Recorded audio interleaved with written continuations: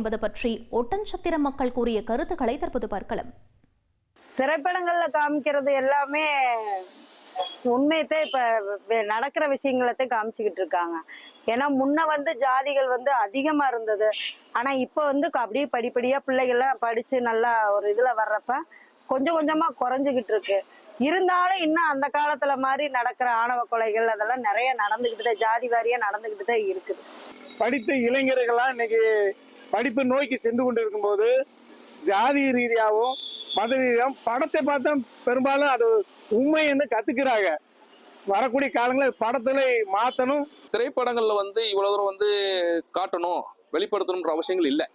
இந்த மாதிரி ஒரு திரைப்படங்கள் ஒரு சாதி உண்மத்தை தோன்ற மாதிரி ஒரு தாழ்த்த சமுதாய மக்களை உயர்ந்த சாதிக்கிறவங்க தாழ்த்துறாங்க, இன்னும் அந்த கொத்தடிமைத்தனமான வாழ்க்கையில இருக்குன்றதை காட்டும் போது அந்த ஒரு விஷயங்கள் இல்லாத மீண்டும் ரீக்ரியேஷன் பண்ற மாதிரி இருக்கு. இதுல அது என்ன ஆகுது பாத்தீங்கன்னா, மீண்டும் மக்கள் மத்தியில் ஒரு சாதி உண்மத்தை தூண்டுறாங்க. இப்பவும் சமூகத்துல அந்த ஏற்றத்தாழ்வு, அடக்குமுறை, ஒடுக்குமுறை இருக்குது.